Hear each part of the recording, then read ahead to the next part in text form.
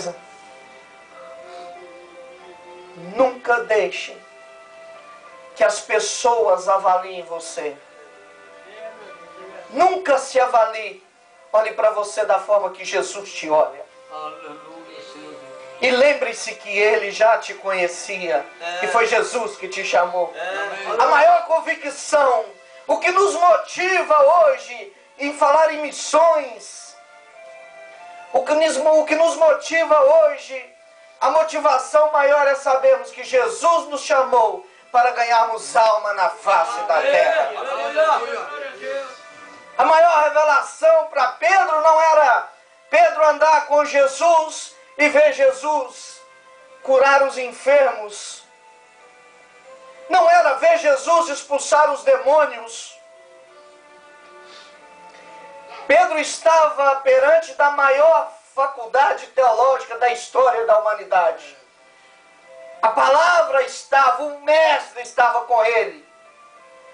Mas o propósito de Jesus na vida de Pedro não era para que Pedro visse pescar peixes onde não há peixe. Ver água sendo transformada em vinho.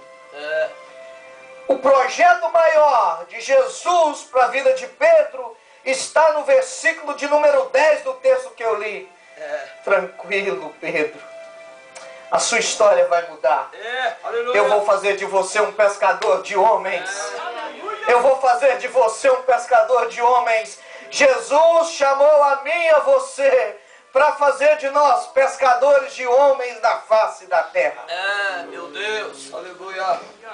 Será que você pode glorificar a Jesus? Glória a Deus. Aleluia.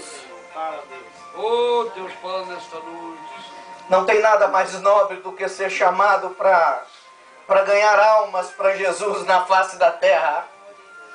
Não há riqueza maior do que ser chamado para trabalhar no reino do amado, para ganhar almas na face da terra. Agora, Deus trabalhou com Pedro, Deus precisava ensinar algumas coisas para Pedro. Eu achei interessante quando o pastor Edson falava aqui no início do culto que nós passamos luta.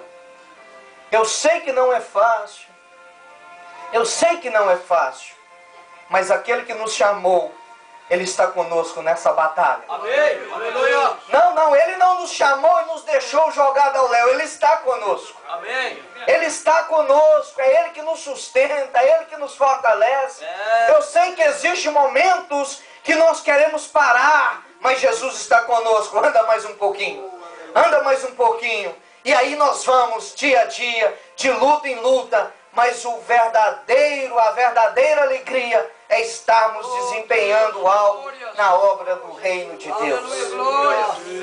Será que você pode glorificar a Jesus? Agora na história de Pedro, Pedro precisava entender algumas coisas. Se nós vamos olhar, eu ouço algumas pessoas fazer críticas. Pessoas costumam criticar a Pedro, eu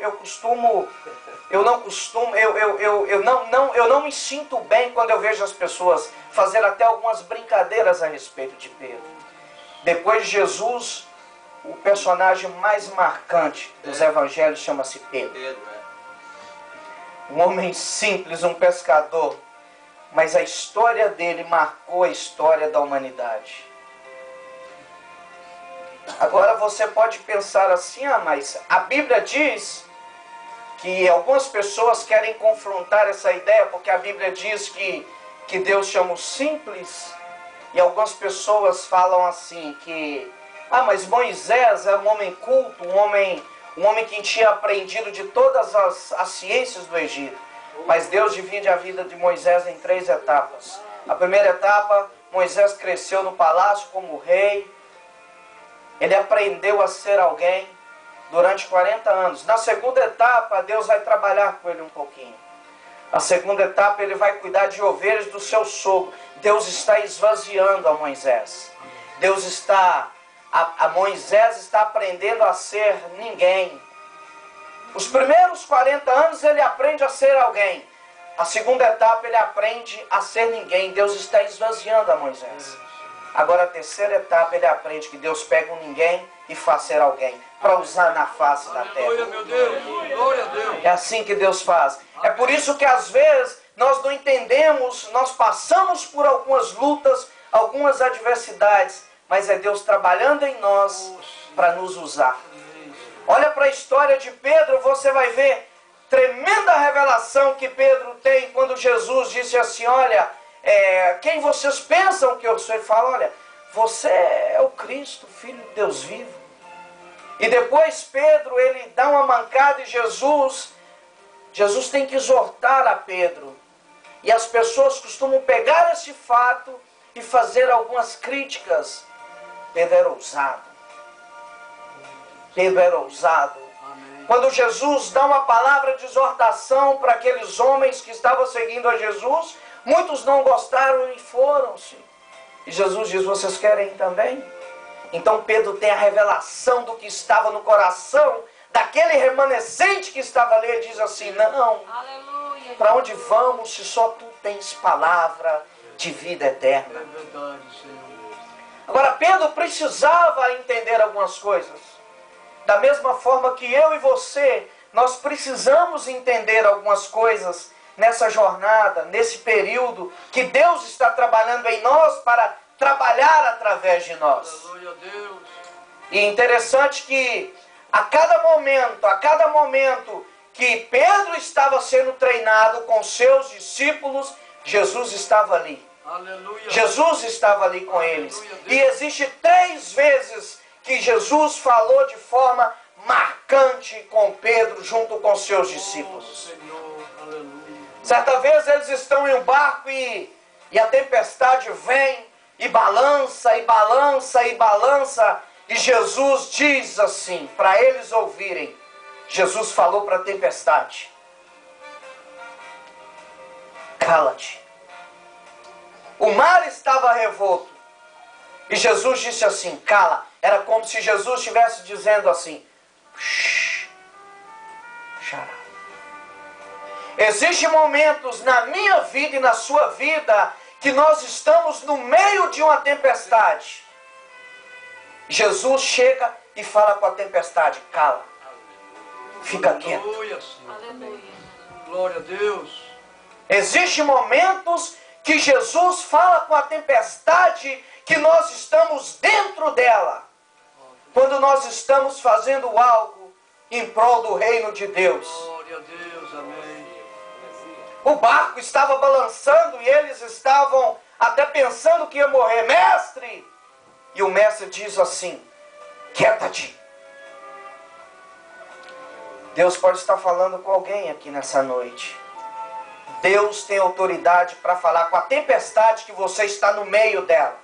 Essa tempestade quer nos fazer parar de fazer a obra de Deus na face da terra.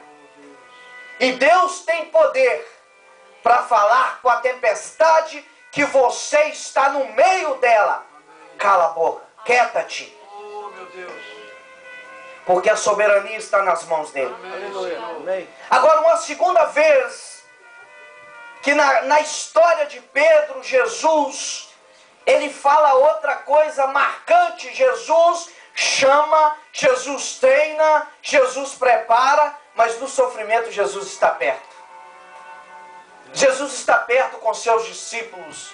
Jesus está conosco nessa caminhada. Aí, certa vez, os discípulos estão em outra tempestade. E Jesus, na sua soberania, ele operando no sobrenatural, Jesus vem pisando sobre as águas. E Jesus, então, ele fala com Pedro na tempestade. Aleluia, meu Deus. Eu queria que você entendesse, existem momentos que Deus fala com a tempestade que você está dentro dela. Existem momentos que Deus fala com você na tempestade. Senhor Deus. Amém. Não tenham medo, eu que estou aqui. Jesus opera no sobrenatural. A palavra sobre quer dizer estar por cima.